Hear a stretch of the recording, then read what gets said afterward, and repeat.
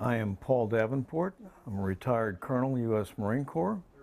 And in Vietnam, I served with VMFA, Marine Fighter Attack Squadron 542 at Chu Lai from 1966 to 1967.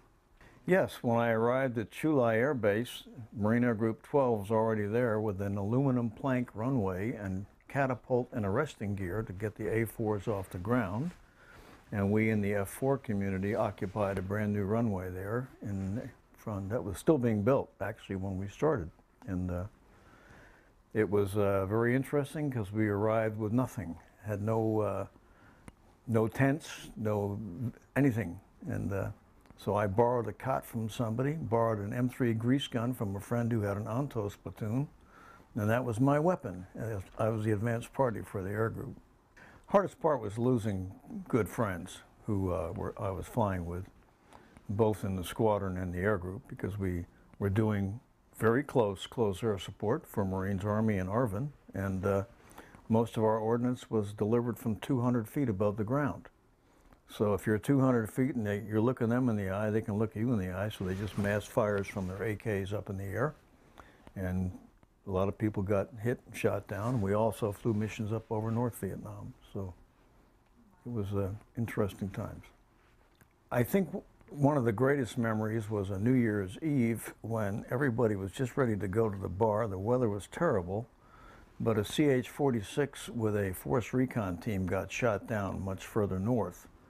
So regardless of your condition, we launched the air group, and I flew 3 sorties up there that night, delivering close air support to keep this force recon team alive. And then in the morning when the light came, I had the pleasure of dropping napalm on that CH-46 that was swarming with NVA, and that was a day I'll never forget. Regardless of what the press, I think, gave the impression, the American people, that we were a bunch of baby killers and all kinds of nonsense, I have never served with more dedicated professionals in my life, and there were almost no reservists there whatsoever, either regular Marine Corps or troops who've been drafted, but they performed professionally, outstandingly well, and the camaraderie and the brotherhood was fantastic. Well, when you're flying, you got to be on all the time, because nobody ever left one up there yet. So we were all very highly motivated. The morale was tremendous, and inter squadron rivalry was tremendous, and we were motivated all the time. But the thing that motivated us really is our infantry brothers on the ground. They depended on us, and we delivered. We delivered for them. The first time I came back to the United States was the most insulting, demeaning experience of my life, because we were required to wear, at least our greens, a full uniform. I got into the airport in San Francisco and had people in saffron robes throwing bags of feces and urine all over me, and screaming baby killer and all these other complete lies, and being treated like you were a pariah when you came home. And I was there for, I think, 14 or 16 months on my first tour. It was shocking. It really was a shock, and all of it was on TV in a lot of places. Very, very demeaning, and no one saying thank you for your service. So it was nothing like what you've seen recently with veterans coming back from Iraq or Afghanistan. It's impacted my life dramatically, because it's something you never forget. As you probably know, once you've been in combat against an action against a foe, you never forget that. And memories may fade, but the essence of what you've been doing will stick with me always. I think what people forget is that we won the war in Vietnam. We didn't lose. Our Congress pulled the plug on funding for South Vietnam, guaranteeing their defeat. But what we did was to slow down communism enough that enabled all the economies in South Asia to flourish. And because of that, they're all free countries today. American soldiers, Marines, airmen, and sailors fought with the utmost honor, commitment, and courage, and no one can take that away from them. We know what we did, and we know what we did was right. How are you, brother?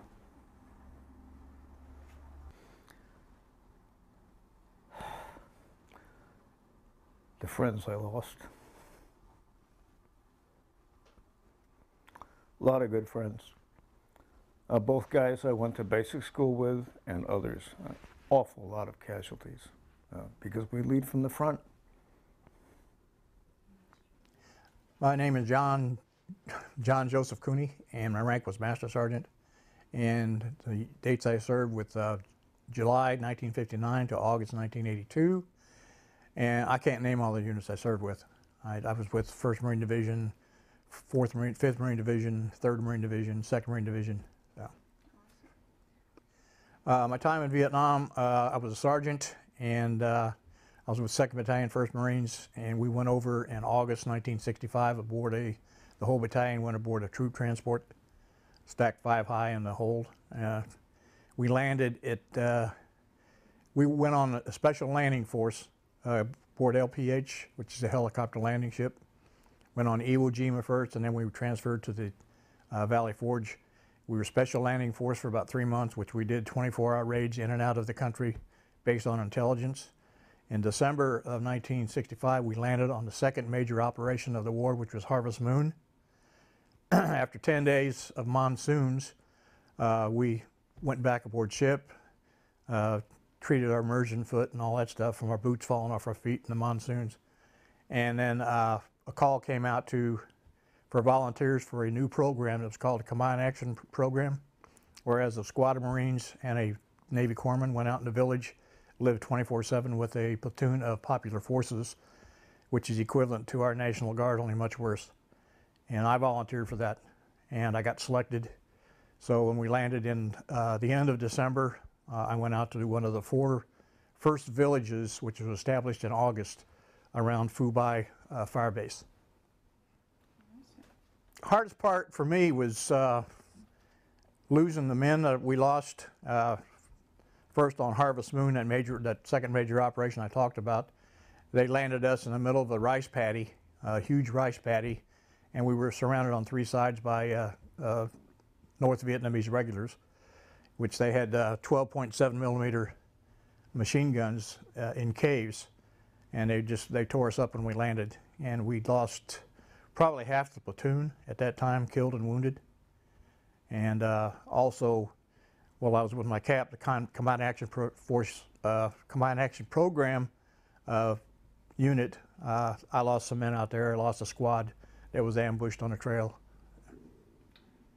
The memory I'd like to share. I think I had trouble answering this when I sent you that.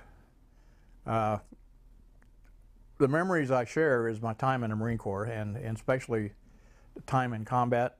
You forge a special friendship with men that you're in combat with, which lasts for a lifetime. And to this day, I still keep in touch with some of the guys I was with in Vietnam. And that's basically a good memory. Other than that, I have no good memories of Vietnam. I have no desire to go back. Many people want to go back and get closure. I have no desire to go back. So. Well, being a young sergeant, and I was 24 years old, so I was one of the more mature, older guys in the unit. None of us knew where Vietnam was. Okay, back in those days, you weren't as well informed as you are nowadays in the Marine Corps. And we were ordered to go, and we went, and we were there to perform a mission, and that's what we did. Once I landed went out in the village with the population, with the Combined Action Force, I saw how that concept was working. You win the hearts and minds of the people, and they will come around and bring you intelligence. They will help you out, and things of that nature. And we had a real good relationship with the population, and therefore we controlled the area that we were in for that our TAOR. So my motivation was my troops kept me motivated, especially when I was out in the village, because I was responsible for everything. I was a senior man in the Ville, and I had a squad of Marines and a whole platoon of Popular Forces, which I was responsible for. And they kept me going. Their welfare, the daily activities, the corpsman would hold sick call for the Vietnamese. I plotted night ambushes based on intelligence brought in by the villagers and things like that. So that kept me motivated, the troops did. Well, it's nothing like it is nowadays when we return to the U.S. Okay, there was no fanfare, no parades, no people meeting you, welcoming you back, and things like that, things of that nature. It was kind of hostile environment.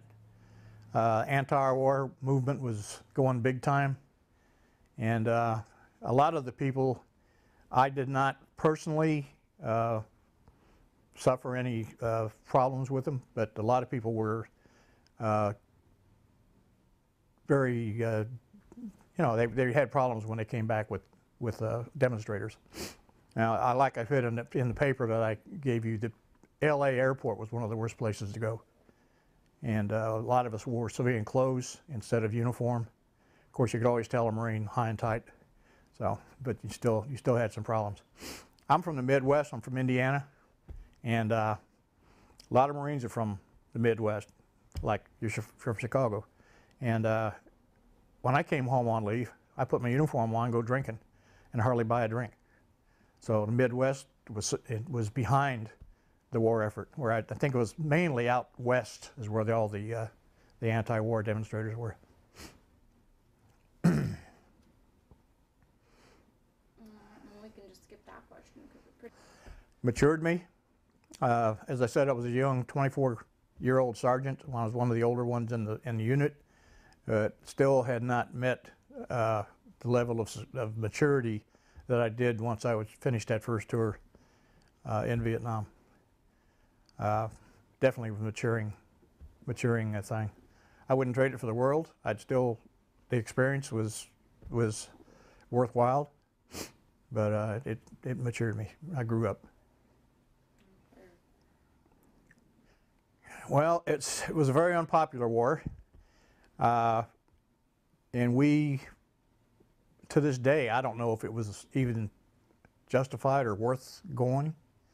We lost more than 58,000 men killed, men and women killed, and over 300,000 wounded. I don't know what everything was behind it. That's above my pay grade, as I said in the paper. It seems to me it was just kind of a wasted situation. That's what it seems like to me. So. Just tell them I couldn't be prouder to serve with them, and I just wish that we could get back the guys we lost. So, I think I just answered that a while ago. I don't think it was worthwhile losing all those 58,000, more than 58,000, and over 300,000 wounded. I think it could have been handled differently, but we were ordered to go, and we went. So. Being good Marines.